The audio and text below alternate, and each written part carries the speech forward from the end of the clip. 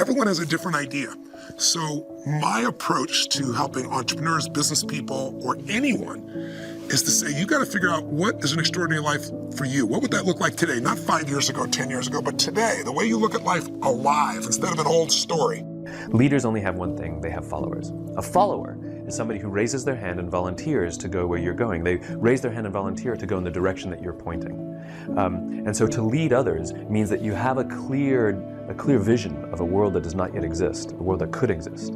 And by articulating that cause, that vision, that purpose over and over and over again, it inspires people who believe what you believe, who want to see that world built, to join, to go with you, to figure out ways, you know? And so for me, in my work, what leadership means is articulating this world in which the vast majority of us wake up every single day, inspired to go to work, and come home every single day fulfilled by the work that we do. Because right now the world we live in, the vast majority of people, 90% plus, don't love what they do. They may like it, but they don't love it. Do something you're very passionate about, and don't try to chase what is kind of the hot passion of the day.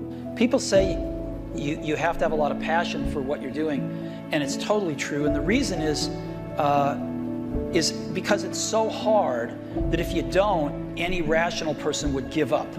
It's really hard, and you have to do it over a sustained period of time. So if you don't love it, if you're not having fun doing it and you don't really love it, you're going to give up. When it comes to changing the world, what I learned from Steve Jobs is, if you believe in a Macintosh, if you believe in iPhone, iPod, iPad, if you believe enough, then you will see it, because other people will believe in it. Other people will create software. Other people will create products.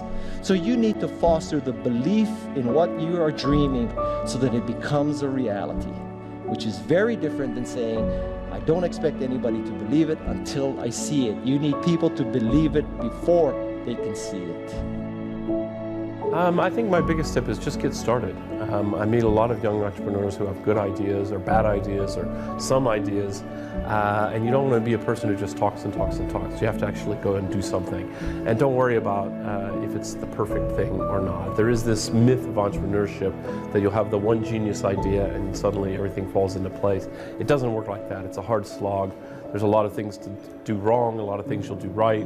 The sooner you get started, the sooner you'll get somewhere. I think great entrepreneurs must have the curiosity to kind of metaphorically see around the corner. What's coming? What can I anticipate that other people don't see?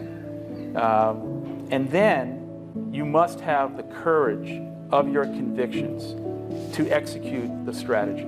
So many things go wrong when you're starting a company, and often I think people ask, what mistakes should you avoid making? And my answer to that question is don't even bother trying to avoid mistakes, because you're going to make tons of mistakes, right? And the important thing is actually learning quickly from whatever mistakes you make and not giving up, right? And I mean, there are things every single year of Facebook's existence that could have killed us or made it so that it just seemed like moving forward and making a lot of progress just seemed intractable, but you just kind of bounce back and you learn, and nothing is impossible. You just have to kind of keep running through the walls.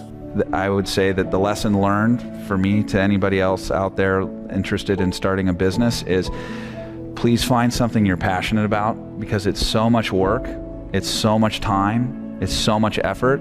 But if the subject matter is something that you genuinely love to be involved with, it's not going to be that big of a drag, and it's not going to be that much work. It's going to be incredibly exciting and rewarding, because to your point, you'll feel like you're living the life that you're meant to live. Don't necessarily think that you have to have the home run and the huge Apple computer on your first start. I spent a long time in my life with skills just building little devices for fun. For fun is one of the key things, because that drives you to think and think and think and make it better and better and better than you ever would if you're doing it for a company.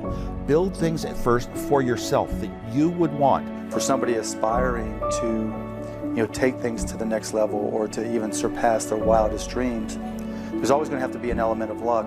But I think more important is putting yourself in a business that can be ubiquitous, that really doesn't have limits.